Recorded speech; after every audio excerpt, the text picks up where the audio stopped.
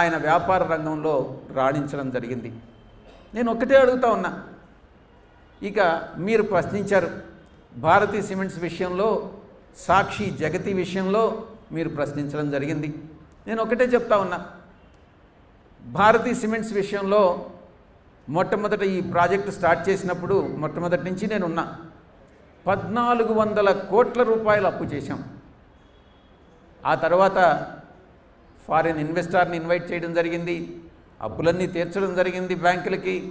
దానిలో consortium banks అప్పిచ్చాయి. మొదట్లో కొన్ని లాసులు వచ్చినటువంటి మాట వాస్తవమే. ఆ తర్వాత సాక్షి విషయానికి వస్తే ఏటా 20 కోట్ల రూపాయల నష్టాన్ని సాక్షి చవిచూడడం జరిగింది మొట్టమొదట్లో.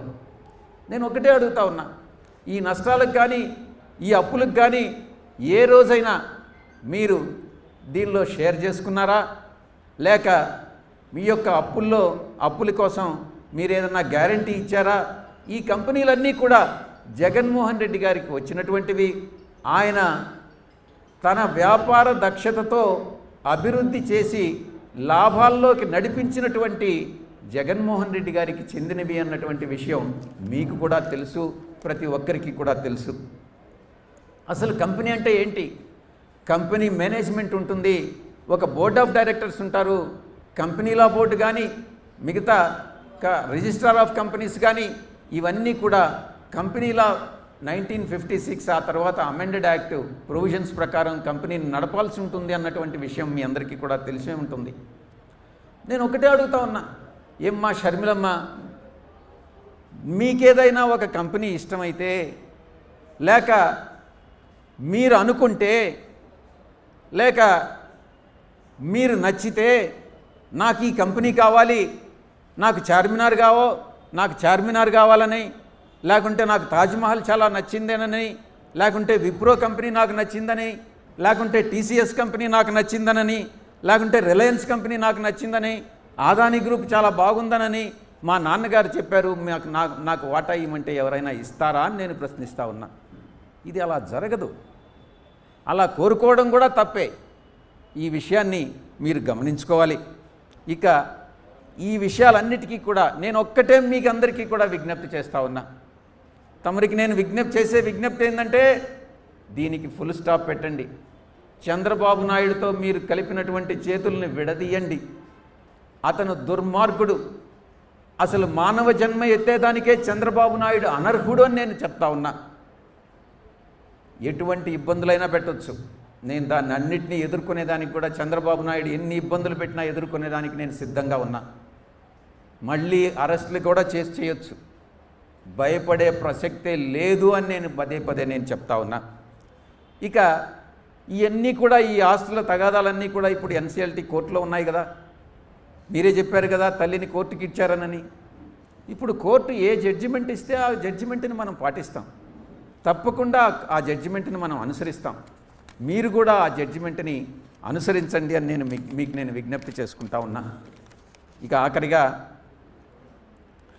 సుప్రీంకోర్టు ఇచ్చిన జడ్జిమెంట్, రిటైర్డ్ జడ్జెస్ ఇచ్చినటువంటి లీగల్ ఒపీనియన్ గురించి మీకు చెప్పాను. చంద్రబాబుతో కలిసి మీరు ఎలా కుట్ర చేస్తున్నారన్నటువంటి విషయం మీ అందరికీ కూడా, ఇది ఒక్క బెయిల్ క్యాన్సిలేషన్ కోసమే ఇది చంద్రబాబు నాయుడు చేస్తున్నారు అన్నటువంటి విషయం మీకు తెలియజెప్పాను. ఇక ఆస్తుల పంపకంలో స్వర్గీయ రాజశేఖర రెడ్డి గారు చెప్పినట్లుగా మీరు లెటర్లో రాశారు. ఏమని? షర్మిలమ్మ గారి 2 పిల్లలకి, జగన్ గారి ఉన్నటువంటి 2 పిల్లలకి, మొత్తం 4 సమానంగా ఆస్తులు ఇవ్వాలి, పంచాలి అని వైఎస్ఆర్ గారు చెప్పినట్లుగా మీరు నిన్నటి ప్రెస్ కాన్ఫరెన్స్లో చెప్పడం జరిగింది. మీరు ఒక్కసారి 2009 జగన్ గారి అఫిడవిట్ కానీ, 2014 జగన్ గారి అఫిడవిట్ కానీ, 2019 జగన్ గారి అఫిడవిట్ కానీ, 2024 జగన్ అఫిడవిట్ కానీ ఒక్కసారి పోల్చి చూసుకున్నట్లయితే ఆస్తుల పంపకాలు ఏ రకంగా జరిగాయి, ఎలక్షన్ కమిషన్కి ఇచ్చినటువంటి అఫిడవిట్ని మనం తప్పుగా ఇవ్వలేం కదా, ఎలా జరిగాయి అన్నటువంటి విషయాన్ని మీరే ఇన్ఫరెన్సెస్ డ్రా చేసుకోవచ్చు అని నేను మీ అందరికీ కూడా నేను విజ్ఞప్తి చేస్తూ ఉన్నాను. పూర్తిగా జగన్ గారు ఆయన వ్యాపార సంస్థలన్నింటినీ కూడా ఆయన విషన్తో జగతి పేరును మీరు ప్రశ్నించారు, భారతీ సిమెంట్స్ పేరును మీరు ప్రశ్నించారు. ఇప్పుడు నేను ఒక కంపెనీ కానీ స్టార్ట్ చేస్తే నా పేరో నా కుటుంబ సభ్యుల పేరో పెట్టుకోవడంలో ఎవరికీ అభ్యంతరం ఉండదు, మీరు కూడా అభ్యంతరం పెట్టాల్సినటువంటి అవసరం లేదు. అదేవిధంగా భారతీ సిమెంట్స్ కానీ జగతి కానీ, అంటే జగన్ భారతి ఇద్దరు కలిపి జగతి అన్నటువంటి కాయిన్ వర్డ్ని నేనే అప్పుడు ఖాయం చేసింది. ఎందుకనంటే అది వారి సంస్థలు కాబట్టి. భారతీ సిమెంట్స్ కూడా నేనే అప్పుడు ఖాయం చేయడం జరిగింది. ఆయన ఆ సంస్థలన్నింటినీ కూడా జగన్ గారు ఆయన యొక్క వ్యాపార దక్షత, ఒక బిజినెస్ విజన్తో ఆయన ఈ యొక్క సంస్థలను ప్రారంభించి అభివృద్ధి చేయడం జరిగింది. వాటిల్లో లాసులు వస్తే, నష్టాలు వస్తే ఆయనే భరించారు. ఆయన కేసులు వస్తే ఆయనే ఆ కేసుల్ని నెత్తి మీద వేసుకొని ఆయన ఈరోజు కేసుల్ని భరిస్తూ ఉన్నారు, ఇక మేనేజ్ చేసుకుంటా ఉన్నారు. అది జగన్ గారే అన్నటువంటిది మీ అందరికీ కూడా తెలుసు. ఇక నేను ఇంకొక ప్రశ్న కూడా అడుగుతా ఉన్నాను, షర్మిలమ్మ గారు మీరు చెప్పండి. మీరు ఒక జగన్ గారి స్వార్జితమైనటువంటి ఆస్తుల్లో మీకు వాటా అడుగుతున్నారే కానీ ఇప్పుడు నేను చెప్పినటువంటి ఆస్తులన్నీ కూడా రాజశేఖర రెడ్డి గారు మీకు ఇచ్చారు. మీకు ఇచ్చినటువంటి ఆస్తులన్నీ కూడా నేను 15 ఆస్తులని నేను లిస్ట్ అవుట్ చేసి చెప్పాను. అవి కూడా ఇవి మీకు 40% దీనిలో వాటా ఉంటే దాంట్లో కూడా 40% జగన్ గారికి ఉండాలి కదా. మీకు ఒక న్యాయం, జగన్ గారికి ఒక న్యాయమా? ఆ ఆస్తులు మీకు వచ్చినటువంటి రాజశేఖర రెడ్డి గారు మీకు ఇచ్చినటువంటి ఆస్తులని గురించి మీరు చెప్పరా? దాంట్లో జగన్ గారికి వాటా ఉండదా? ఆయన స్వార్జితమైనటువంటి ఆస్తుల్లో మాత్రమే మీకు భాగం ఉంటుందా? ఒక్కసారి మీరు కూడా ఆలోచించుకోండి అని నేను చెప్తా ఉన్నా. మీకు వివాహమై 25 సంవత్సరాలైంది. వైఎస్ఆర్ గారు చనిపోయి 15 సంవత్సరాలైంది. పెళ్ళయి 20 సంవత్సరాల తర్వాత ఎవరైనా కూడా పెళ్ళైన 20 సంవత్సరాల తర్వాత చెల్లిని పిలిచి ఒక 200 కోట్ల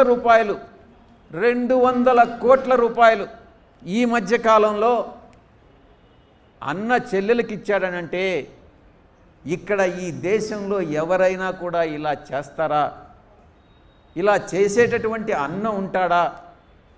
అటువంటి అన్న మీద ఏ చెల్లైనా ఆరోపణలు చేస్తుందా? అన్న యొక్క ప్రత్యర్థి అయినటువంటి చంద్రబాబుతో చేతులు కలిపి ఈ రకంగా అన్నకు ద్రోహం చేస్తారా అని నేను ప్రశ్నిస్తా ఉన్నా. అది నేను ఒక్కటే చెప్తా ఉన్నా, ఇది జగన్ గారి అతి మంచితనం వల్లనే తాను ఈరోజు ఈ యొక్క అనర్థాలన్నీ కూడా జగన్మోహన్ రెడ్డి గారు కొని తెచ్చుకున్నాడు అన్నటువంటి విషయంలో ఎటువంటి సందేహం ఎవరికి ఉండాల్సినటువంటి అవసరం లేదు. అతి మంచితనం కూడా చాలా సందర్భాల్లో మనకు అనేకమైనటువంటి అనర్థాలను తెచ్చిపెడుతుంది అన్నటువంటి విషయాన్ని నేను మీ అందరికీ కూడా చెప్తా ఉన్నా. ఇక చివరిగా నేను ఒక్కటే చెప్తా ఉన్నా, తల్లిని చెల్లిని కోర్టుకి ఇచ్చారని చెప్తా ఉన్నారు. దీనికి కారకులు ఎవరు? మీరు కాదా కారకులు? మీరు కాదా? మీరు చంద్రబాబు కలిసి చేసినటువంటి కుట్ర కాదా? ఈ పరిస్థితికి తప్పకుండా 100% షర్మిల గారే కారకురాలు అన్నటువంటి విషయాన్ని నేను చాలా స్పష్టంగా చెప్తా ఉన్నా. ఇక మొట్టమొదటనే 2019 ఆగస్టులోనే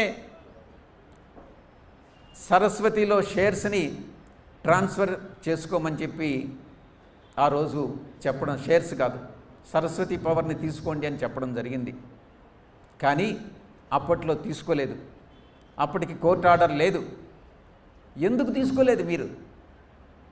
మీరు తీసుకోలేదానికి కారణం అప్పట్లో 200 కోట్ల రూపాయలు ఫీజు చెల్లించాల్సి వస్తుంది అని అన్నటువంటి విషయాన్ని దృష్టిలో పెట్టుకొని, కేంద్రంలో ఏదో అమెండ్మెంట్స్ రాబోతున్నాయి అన్నటువంటి విషయాన్ని దృష్టిలో పెట్టుకొని మీరు ఆ రోజు తీసుకోలేదు. కానీ ఆ తర్వాత సరస్వతి విషయంలో కొన్ని కోర్టు ద్వారా కొన్ని ఆదేశాలు వచ్చినటువంటి మాట వాస్తవం. దాన్ని ఏమీ చేయలేనటువంటి పరిస్థితిలో మనం ఈరోజు అలాగే ఉంచేయాల్సినటువంటి అవసరం ఏర్పడింది. దాన్ని మీరు ఆసరాగా తీసుకొని చంద్రబాబు ఈరోజు జగన్ గారి బెయిల్ని క్యాన్సిల్ చేయించేదానికి మీరందరూ కూడా ప్రయత్నిస్తున్నారు అన్నటువంటి విషయంలో ఎటువంటి సందేహము లేదు అని మీకు చాలా స్పష్టంగా తెలియజేస్తూ నేను సెలవు తీసుకుంటా ఉన్నాను. మీకు ఏదైనా ప్రశ్నలు ఈ సందర్భంగా ఉంటే మీరు స్వేచ్ఛగా ఏ ప్రశ్న అయినా అడగొచ్చు.